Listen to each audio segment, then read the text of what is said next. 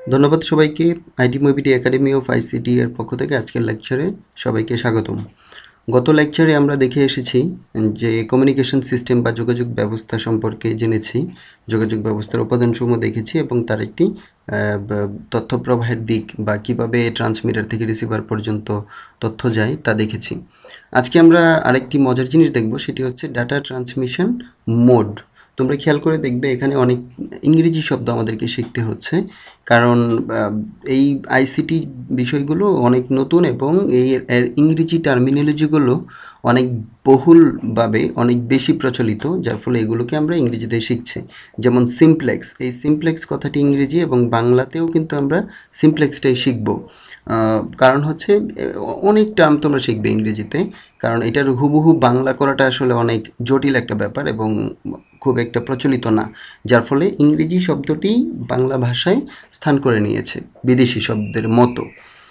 আচ্ছা, তোমরা জানো যে যখন আমরা কোনো রেডিওতে কোনো প্রোগ্রাম শুনি, এখানে একটি রেডিও আছে, এই রেডিওতে আমরা যখন কোনো প্রোগ্রাম শুনি তখন আমরা কি রেডিওতে কোনো জবাব দিতে পারি না। রেডিওতে খবর শুনি বা গান শুনি, এগুলো বিভিন্ন চ্যানেল ধরিয়ে যখন আমরা শুনি তখন শুধু আমাদেরকে শুনতে হয়।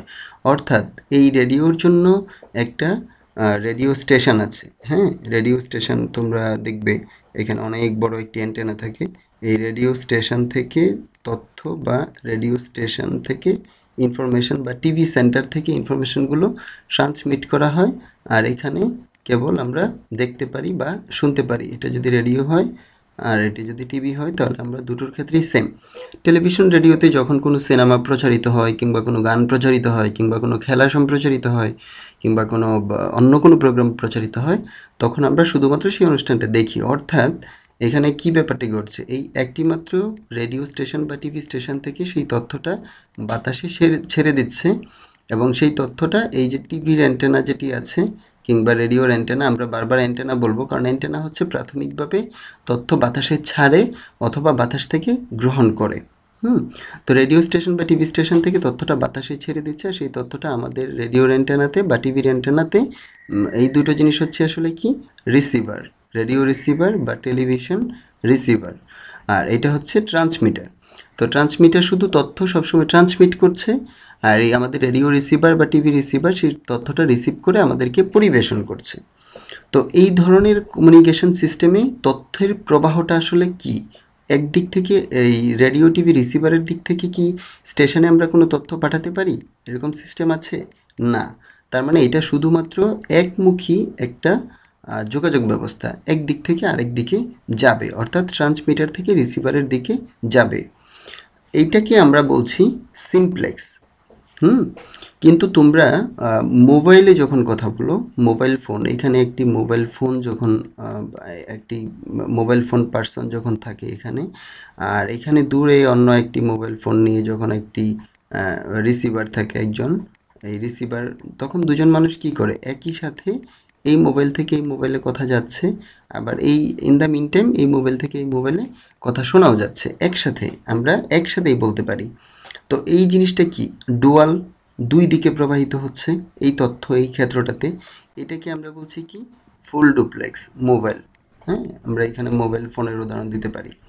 কিন্তু তোমরা যদি একটু খেয়াল করে দেখো, আগে যখন ওয়াকি টকি হতো, ওয়াকি টকিতে যখন কথা হতো, অর্থাৎ দুজনে, এখনও তোমরা খেয়াল করে দেখতে পারবে যখন কোনো দুজন পুলিশম্যান বা পুলিশ অফিসার যখন নিজেদের মধ্যে যখন যোগাযোগ করে তখন কিন্তু তারা একজন কথা বলে শেষ করার পরে সে ওভার উচ্চারণ করে, আর তখন অন্য একজন ব্যক্তি এখান থেকে যে শুনছিল সে তখন কথা বলে, আবার ইনি শেষ করার পরে ইনি ওভার ওভার বলবে, তখন এই ব্যক্তি যে ছিল সে তখন কথা বলবে। অর্থাৎ একসাথে একজন ব্যক্তিই কথা বলতে পারে। এরকম একটি হ্যান্ডসেট ওয়াকিটকি, আগের যে ওয়াকিটকিগুলো আছে তোমরা দেখবে এই বড় একটি পুলিশের কাছে থাকে, এটা একটি পুশ বাটন থাকে। এটা আসলে বলা হয় যে পুশ টু টক। যখন কথা বলবা তখন তুমি এটাকে পুশ করে নিবা, তারপরে যখন কথা শুনবা তখন এটাকে ছেড়ে দিবা, বাটন একটা সুইচের মতো থাকে।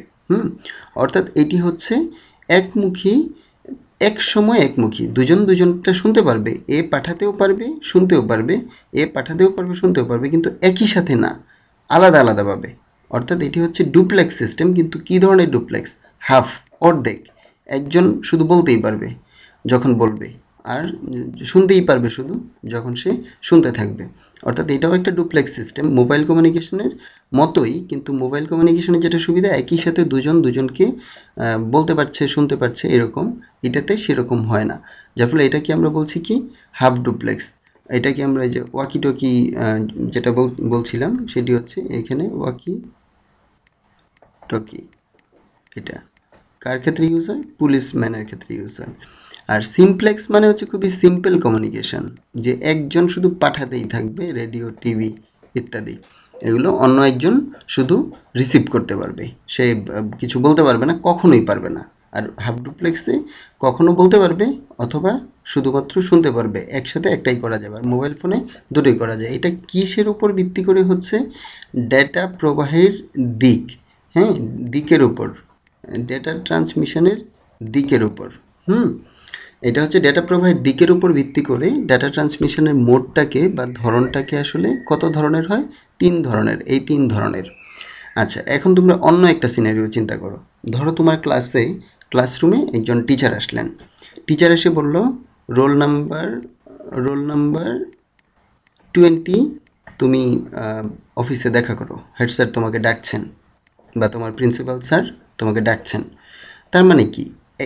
এই ক্লাসে হয়তো বা 100 জন স্টুডেন্ট ছিল, তার মধ্যে শুধুমাত্র একজনকে ডেকে নিয়ে উনি একটা পার্সোনালি একটা কথা বলবেন, তাকে কোনো একটা তথ্য দিবেন বা কোনো একটা ইনফরমেশন দিবেন, কিংবা কোনো একটা বিষয়ে জানাবেন।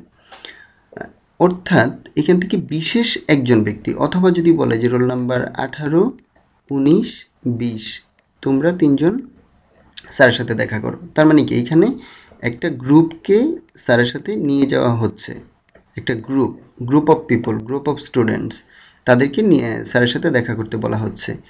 আর যদি এরকম বলা হতো যে তোমরা সে হচ্ছে ধরো পুরো ক্লাসের, তোমরা ইন্টারমিডিয়েট ফার্স্ট ইয়ারের সকল স্টুডেন্টকে বা এই কলেজের সকল স্টুডেন্টকে, অল স্টুডেন্টস কে প্রিন্সিপাল স্যার কিছু বলবেন, তোমাদেরকে দেখা করতে বলছে।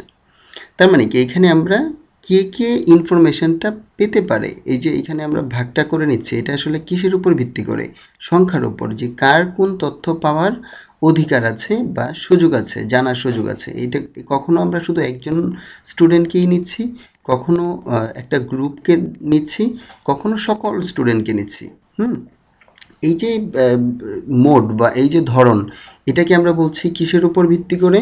এটাকে আমরা বলছি যে তথ্য প্রাপকের সংখ্যা এবং তথ্য গ্রহণের বা ডেটা গ্রহণের অধিকার বা তার রাইট আছে কিনা, সুযোগ আছে কিনা, সেটার উপর ভিত্তি করে আমরা কখনো একজনকে, কখনো একটা গ্রুপকে, কখনো সবাইকে তথ্য দিচ্ছি বা জানার সুযোগ দিচ্ছি।